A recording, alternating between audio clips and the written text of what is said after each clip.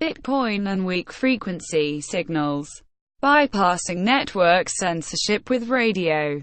This past weekend at the Scaling Bitcoin 2017 conference at Stanford University, two individuals discussed a new method of providing the Bitcoin network with more censorship resistance by utilizing weak-signal radio communications.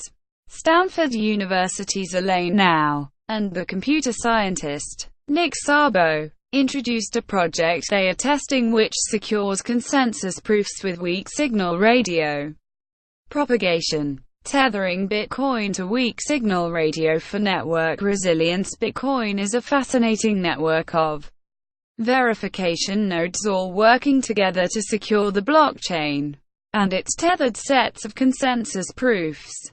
At the moment, the network is pretty secure, but there are concerns it can be attacked in the future or blocked by things like firewalls, ISP gateways, governments, and telecommunication monopolies.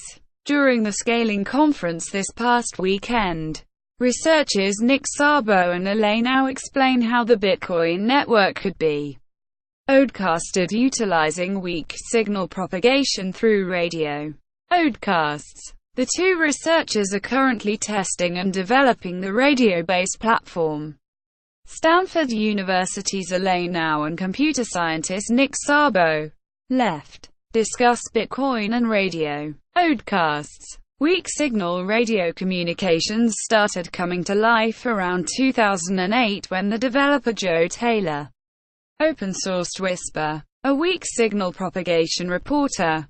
Whisper is a computer program that tethers weak-signal radio oadcasts between amateur radio users to propagate the Bitcoin network using similar technology.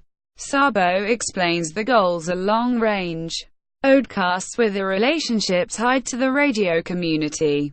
Our goals are long-range oadcasts and mesh relay. And you want to allow censorship resistance participation in the network. You want to send short messages in particular, explains Szabo. To do this, we are going to propose using skywave communication using the ionosphere where the sun hits the upper atmosphere of the Earth near space with ultraviolet radiation. The layer it ionizes particles and creates this layer that acts as a mirror for certain radio wavelengths like the kind we want to use. The radio community. The two regimes we are interested in the radio community it and number 8217 S near vertical incidence skywave.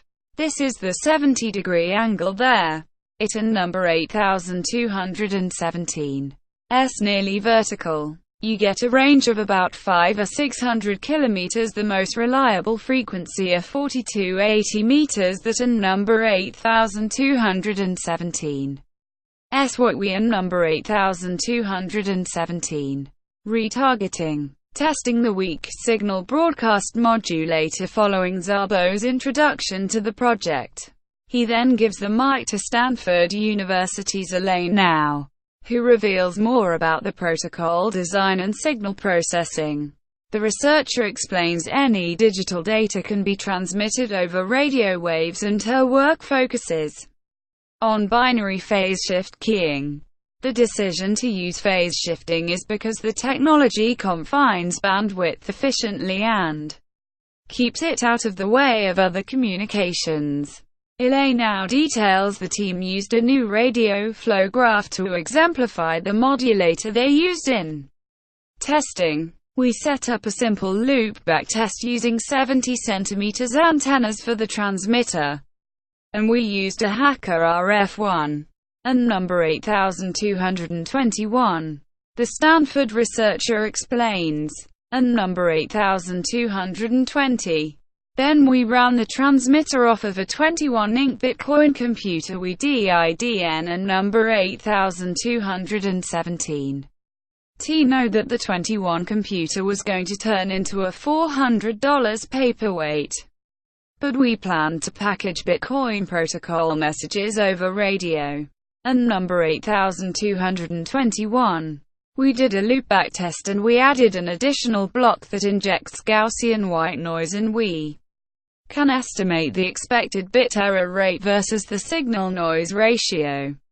The crypto radio effort in Finland and radio's ability to bypass traditional controls. Elaine Ou and Szabo are not the first to introduce the concept of running the Bitcoin blockchain over radio oadcasts. Back in 2013-2014, a project called Crypto Radio from Finland transmitted the Bitcoin blockchain's data over the DVB-T network. The DVB-T audio and video system is used by radio operators and television oadcasters all around the world. Crypto Radio's project connected to the blockchain and transformed the transaction and blocks into a streaming oadcast. The project is no longer operational, as the creator said it was initially run by crypto radio operators voluntarily, and it required more funding to continue. During the scaling conference, Szabo emphasizes that he believes the use of Bitcoin-based radio communications can help the technology jump over geographical borders, political boundaries, traditional legal systems, and telephone monopolies. Bitcoin users 1 and number 8217. Be happy. Szabo details. If the protocol was blocked or deemed unusable due to denial of service attacks, router-controlled attacks and more, which could affect the network's censorship resistance benefits. Going forward, what do you think about oadcasting weak-signal radio communications for Bitcoin network resilience? Let us know what you think about this concept in the comments below.